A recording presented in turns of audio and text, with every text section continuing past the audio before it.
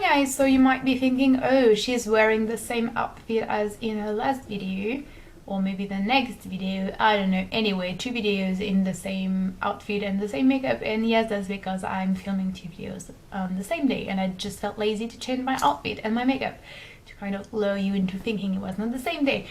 And you might be thinking, what a weird title. Yeah, it is a weird title, and isn't it even more crazy to think that this is something I hear very often, and I'm pretty sure that many people who are asexual also hear it on a regular basis. If not regular, I think they have heard that at least once in their lifetime. Whenever you say you're asexual, there are a bunch of people out there who will be like, oh my god, what is that?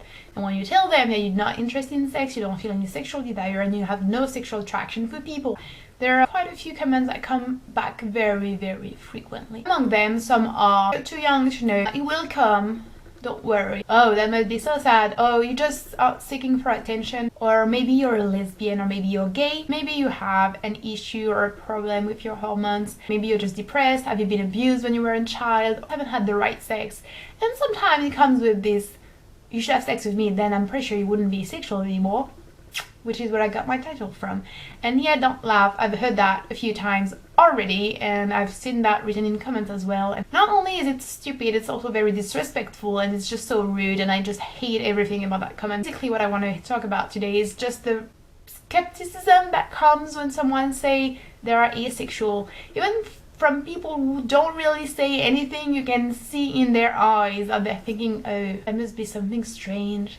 That person probably has an issue, but they're not aware of that. They don't want to confront that. And I just wanted to make it clear once more that it is not true. When you're young and you go through puberty, or even before going through puberty, I mean, even children have this very sexual phase, and you end up being at least you should end up at the genitalia state or phase or whatever, and be attracted to someone else and find the most intense pleasure in the stimulation of your genitalia.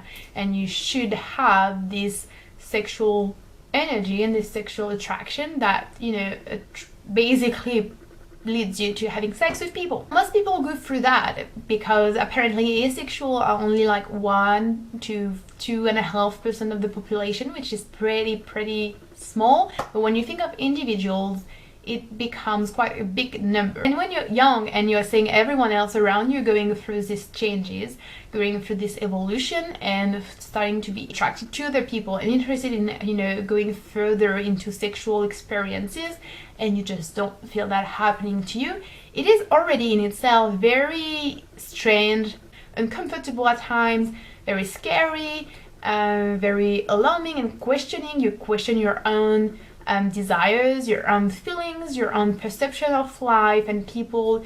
You wonder whether you're gay, you wonder whether there's something broken in you, you wonder if you're normal, you wonder if you're a human being sometimes even. At least I know I did. You end up sometimes forcing yourself into doing things that you don't want to do just because everyone else is doing it, and everyone else tells you should be doing. Everyone else tells you, okay, maybe you don't feel like you want to do it right now, but once you've done it, you will love it, I promise you. Sexuality is such a big part of society right now, and because sexuality has always been, also in most cultures, honestly almost all cultures anyway, such a big part of becoming an adult. It is very important for people to go through these experiences of sexuality, and to see someone not going through those, you know, experiences and steps is not normal. Like, it's difficult, I believe, for people who are not asexual to understand that it is basically like seeing everyone else, like literally everyone else, being so interested in sex, being so sexual, and sex being displayed everywhere. Sex being such a big part of relationships. Sex and women bodies are like so important in our societies that if you feel like you don't fit into this, you really feel left out, and you feel like there's something very deeply wrong about you, something abnormal, something broken. Those comments that we get, maybe just silly, maybe we should brush them off, maybe we should just ignore them. And maybe some people will be like, why do you keep talking about asexuality? Why do you keep making videos about that? And people have to understand that I'm not doing it for myself. I'm a grown-up girl right now, kind of. I'm now quite ready and able to deal with people like that and to be comfortable to a certain degree at least, or at least confident in who I am.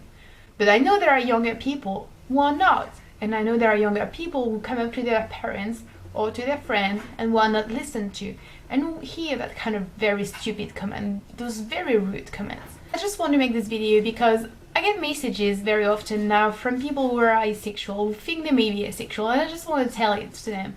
It's okay if you think right now you're asexual, but you're scared because maybe one day that's going to change, or you don't feel like it's going to be you forever. It's okay. Sexuality, I believe, is a very fluid thing. It's a thing that evolves, a thing that changes.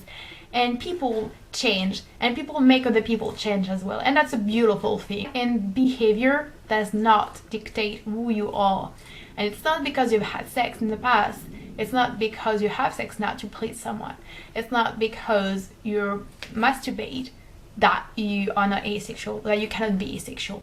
It's very important to realize that what you should listen to first is how you feel inside, what you feel deep down. And if that changes, if tomorrow you feel something completely different, it's okay. It doesn't invalidate what you felt yesterday. It's a simple way to explain things, because obviously sexuality doesn't really change from one day to another. But what I'm trying to say is that for like 10 years of your life, you might feel completely asexual. You might be completely asexual, and one day you might meet someone that changes that, or at least someone with whom it's different. But that's okay. It's okay. And I feel like those people are really scared to embrace who they are and to be true to who they are, and they feel like they have to fit and conform to a certain idea of relationships and of, humanity. And you should not let other people dictate who you are and how you feel, and you should feel comfortable, with your own person and your own being and your own self, at least to the point of not hurting yourself. It was a messy video. It was a very messy video, but I've been getting a few comments and a few messages recently, and I just wanted to address this issue again. So I hope this was interesting and helpful. If you have any questions related to asexuality, if you want me to do any video or talk about any specific related asexuality related thing, let me know, and I will talk to you later, guys. Bye.